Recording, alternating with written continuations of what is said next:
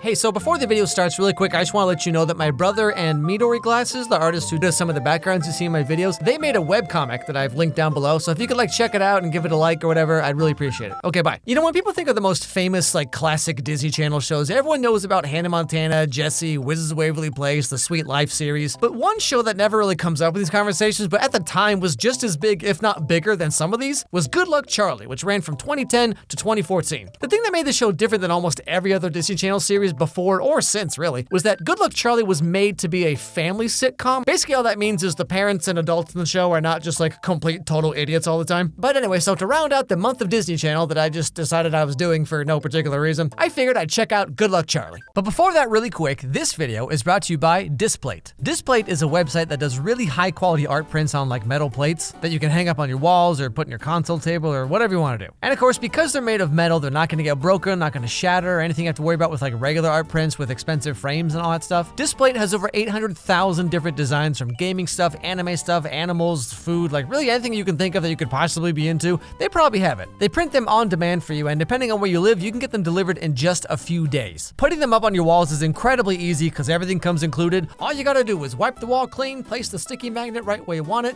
and then just hang your display. It's as simple as that. And because it's done with magnets, you can rearrange them however you want. You can move them a few inches here and there, get them all lined up, whatever you need. No nails, no drilling, nothing. So even if you're renting an apartment, for example, you don't have to worry about holes in the walls or ruining the paint or anything like that. So if you want some really cool pieces of art that are easy to set up and move around, won't shatter or break, and you can use them in your apartment, your house, whatever your living situation, and of course it helps out the channel as well. Either way, click my discount link down below and order yourself some really cool Displates today. Okay, back to the show. Hi, Charlie, there you are. 9 months old and look how cute you are. Yeah. And look how cute I am. Okay, I'm sorry. What high school kid has this kind of self-esteem right out the gate? The only time I've ever seen that is when a guy gets dumped and suddenly he's like, whatever, you'll never find anyone else like me. Oh man, how will I ever find another guy who only wears camo shorts, black hoodies, thinks vaping is a personality, and completely misunderstood the point of the movies Fight Club and or Joker? Yes, indeed, it will be tough, but somehow I must press on. Anyway, so this is Teddy, our main character. Teddy's mom has just had another baby, and so Teddy decided to start making these video diaries, or vlogs if you will, about all the wackadoo zany adventures that she and the rest of the family get into, and teach her new sister Charlie all the wonderful life lessons they learn along the way. You know, stuff like family's important, or friendship is important, or who could forget that one time where Teddy learned about the importance of family and friendship in the same episode? Anyway, so we get to meet the rest of the family, like Mom. Oh, hey, looks like Dad taught you how to eat bananas. Oh, and there's Mom, looking lovelier than ever this morning. Not in the mood. And then we have PJ, the older brother. There's your older brother, PJ, doing today's homework at the last minute as usual.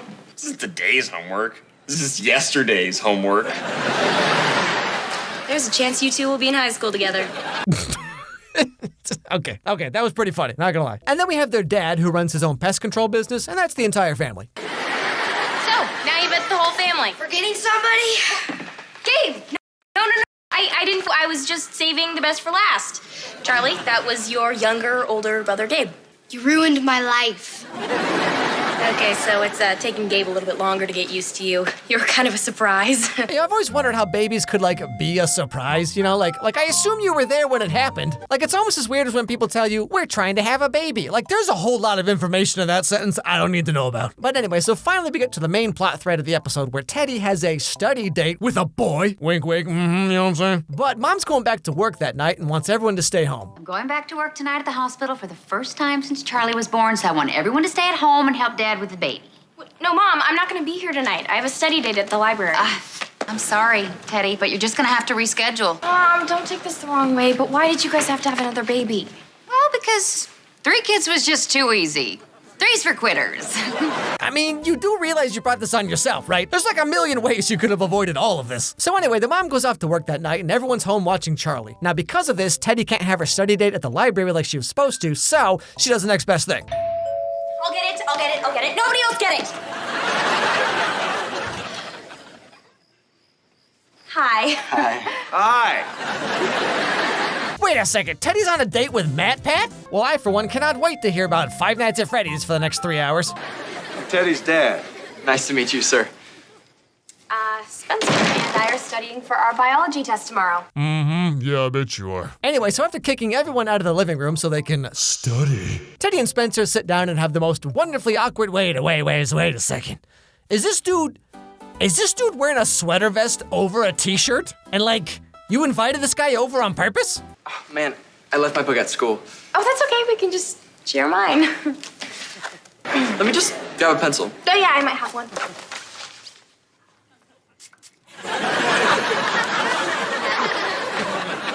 I think I left my pencils at school. Me too.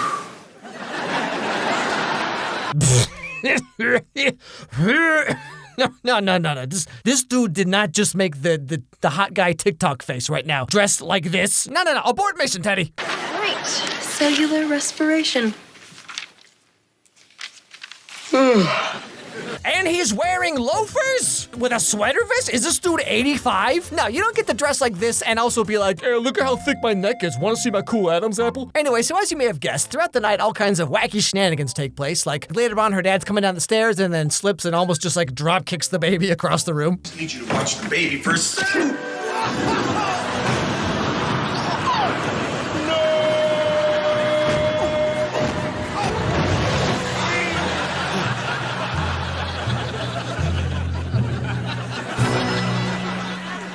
Tells mom. And then when this happens, their dad hurts his butt pretty bad, and PJ takes him to the hospital, but they can't let their mom find out because she's a nurse at the hospital, by the way, so they gotta keep it all hush-hush. Oh, boy. Hang in there, Dad. Wow. Did he just spank his own dad? Am I watching the right show? But then, of course, wouldn't you know, the mom does indeed find out that they're at the hospital because, well, of course she does.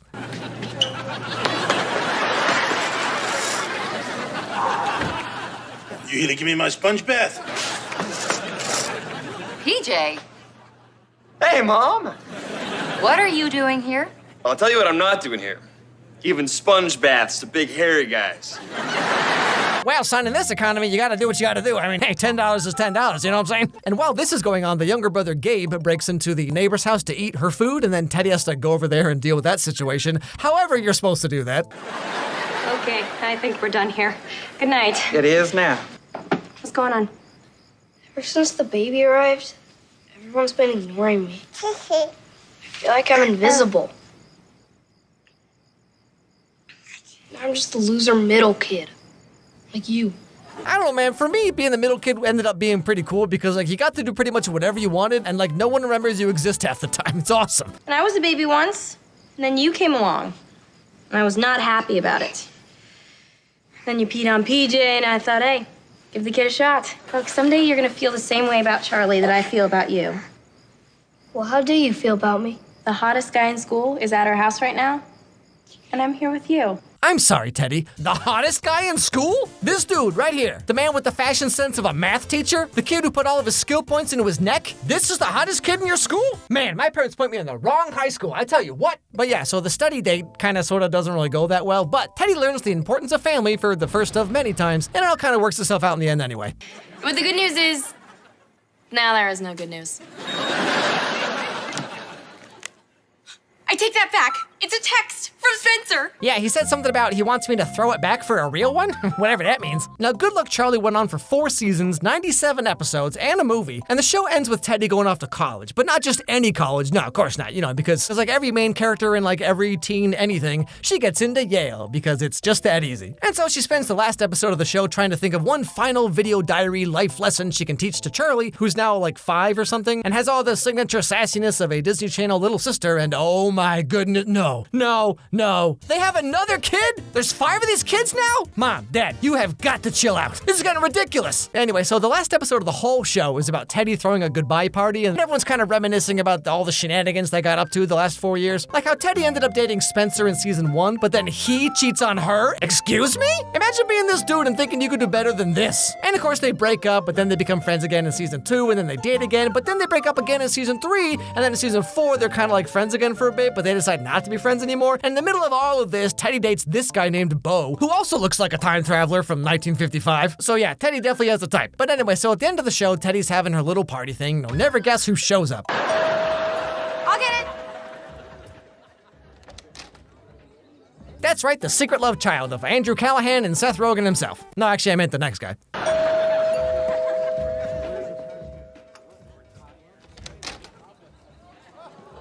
Hey. Well, would you look at that if it isn't Captain Adam's apple himself? Oh, hey, look at me. I'm Spencer. I'm only 19 and have perfect skin and my hair looks like Jimmy Neutron. But anyway, so just for old time's sake, Spencer and Teddy sing a song together because of course Spencer plays the guitar. Why wouldn't he? And wouldn't you know, gosh darn it, this reignites a long dormant spark between them. I mean, it was really great seeing everybody. Especially you. Yeah, and I'm so glad we're back to being friends again. Yeah, me too. You know, Boston and New Haven are pretty close. Maybe we could make plans to see each other? You know, as friends. Yeah, as friends.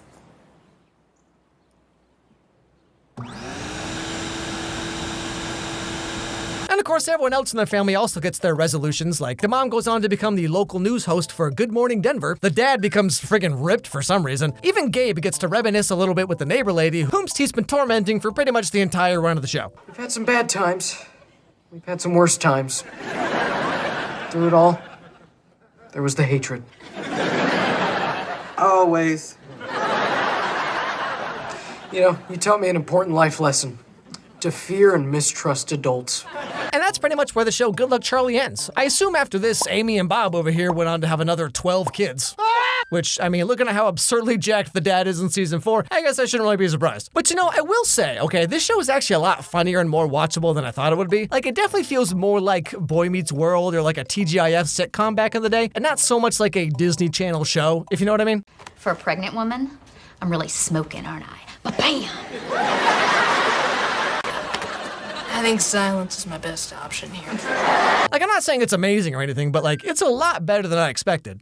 You know, like I said in the video, this show was contemporary with a lot of the other like major popular ones, like, you know, like I said, Hannah Montana, Wizards of Waverly Place, Jessie, like a lot of these big ones. This show was basically either they started at the same time or like Good Luck Charlie started when the other ones were kind of in the middle of their run. So it was contemporaneous with a lot of the big ones that everyone knows, everyone talks about, even to this day. But for whatever reason, it just like hasn't come back around in like the popular internet memes zeitgeist or whatever. I will say, of all the Disney Channel shows that I've made videos about, which is, I mean, many at this point, at least 10 maybe, I don't know, like a lot. I think it holds up among the best. Like, you go back and you watch like Sweet Life and you watch, you know, Wizards of Waverly Place and especially like Hannah Montana and stuff, and it's like, I don't know, man, like it really doesn't hold up as well as you remember back when you were like 12, you know? It's a lot funnier than I thought it was gonna be, for sure. And it kind of presents things in a slightly more mature way. Not that it's a mature show by any means, okay? Don't get the wrong idea. It's definitely held up a lot better than some of the other shows, but it's just not in the same vein. I don't know, like kind of like what I said in my Jessie video. Like Jessie was also a lot funnier and a lot more mature in its humor than I was expecting. Not that it's like an overly cerebral show, but you know, like it was just like there were certain jokes where I was like, huh, that's a higher level joke than I would expect from a Disney Channel show, you know what I'm saying? But anyway, hope you enjoyed the video, everybody. If you did, don't forget to subscribe. Don't forget to ring that bell so you don't miss any videos from me. For those of you who've been watching the whole time, thanks for sticking through the Disney Channel month. I like to do Disney Channel related videos now and then, but I thought like I'll just throw them all out there in 1 month, knock a bunch of them off the list, you know what I'm saying? Send me an email at alexmeyerscontact@gmail.com. Let me know what movies or TV shows you think I should check out next. Anyway, check out the sponsor, check out my brother's webcomic, but above all else, everybody have a great day, and I'll see you all next time.